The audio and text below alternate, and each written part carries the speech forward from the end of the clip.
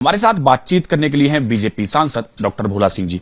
Sir, Nepal में जिस तरह के हालात बने हुए हैं उसको लेकर सांसद हैं शिवसेना उद्धव ठाकरे ग्रुप के संजय राउत, उनका एक बयान सामने आया। उन्होंने कहा है कि नेपाल में जो हो रहा है तानाशाही और भ्रष्टाचार के खिलाफ हो रहा है। भारत में भी स्थिति कुछ ऐसे ही है, लोग ऊपर ऊपर से चुप दिख रहे हैं लेकिन अंदर बहुत असंतोष है। देखिए, विपक्ष के लोगों की, विपक्ष के नेताओं की मानसिकता ऐसी बनी हुई है।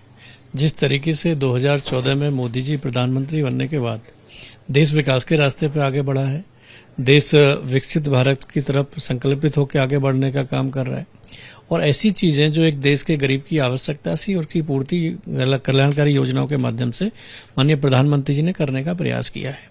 जो लोग 63 साल में नहीं कर पाए सत्ता में रहते हुए, वो काम पिछले 10 सालों में, 11 सालों में माननीय मोदी जी के नेतृत्व में हमारी सरकार ने किया है।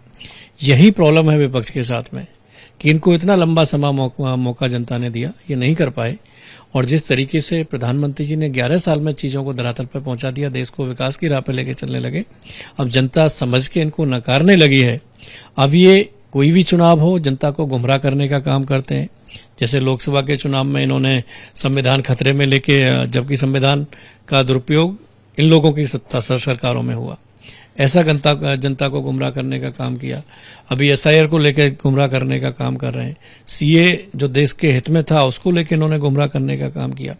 तो विपक्ष की मानसिकता देश की विरोधी मानसिकता मुझे लगती है। विपक्ष के नेताओं को पता नहीं क्या हो गया है कि मोदी जी की लोकप्रियता, जनता का समर्थन उनसे बर्दाश्त नहीं हो रहा है। इस तरीके से वो देश में लोगों की भावनाओं को भड़काना चाहते हैं, गुमराह करना चाहते हैं। लेकिन हमारे देश की जनता बहुत समझदार है, वो विकास चाहती है और मोदी जी के साथ खड़ी है।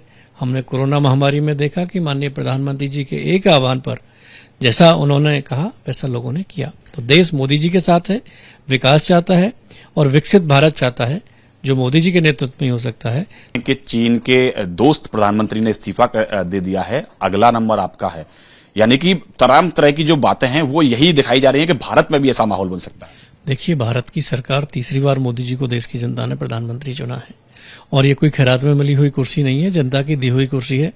और जब तक जनता चाहेगी, जनता तय करती है कि कौन देश का प्रधानमंत्री रहेगा, किसको नेतृत्व देना है। और जिस तरीके से 11 साल का काल मोदी जी का है, विकास का, देश में अमन चैन का, देश को आगे ले जाने का, निश्चित ही देश की जनता इसी राह को चाह रही थी और वो राह उनको मिल गई है। समर्थन मोदी जी के साथ है। विपक्ष कुछ भी सोच ले, कुछ भी षड्यंत्र कर ले, उनको हताशा के अलावा कुछ मिलने वाला नहीं है। लेकिन सर, देश के अंदर इस तरह के माहौल, जो माहौल नेपाल के अंदर है, ऐसी परिस्थिति तैयार करने की अगर बात की जा रही है तो क्या ये ठीक है? देखिए, विपक्ष की मानसिकता ये है, कोई भी महत्वपूर्ण बिल संसद में पास करते हैं। अभी CA का बिल पास हुआ, अभी जो युवाओं के लिए ऑनलाइन गेमिंग के लिए हमारी सरकार ने बिल में अमेंडमेंट बिल लेके आए, उसके लिए विपक्ष छोड़ के भाग गया। देश के युवाओं के साथ ये नहीं है, देश के दलितों के साथ ये नहीं है, देश की महिलाओं के साथ ये नहीं है, तो ये होंगे किसके? सिर्फ सत्ता में रहना एक उद्देश्य नहीं होना चाहिए, देश के नागरिकों की चिंता करनी चाहिए। और जो उनके हित में सरकार निर्णय ले रही है, अच्छा होता कि विपक्ष संसद में चर्चा करता, समर्थन के साथ में वो बिल पास होता इनके भी, तो देश के युवाओं को भी एक मैसेज जाता कि हमारी जान की रक्षा के लिए, हमारे जो हमारे ऊपर लोग षड्यंत्र करके उनको फंसा लेते हैं ऑनलाइन गेमिंग में, उससे बचाने के लिए विपक्ष का भी सहयोग अगर मिलता सरकार को, तो देश के युवाओं में अच्छा मैसेज जाता। देश का युवा जब समझेगा तो इनको माफ नहीं करेगा। धन्यवाद हमसे बात करने के लिए। कैमरा पर्सन निखिल रस्तोगी के साथ पवन गौड़, ABP न्यूज, दिल्ली।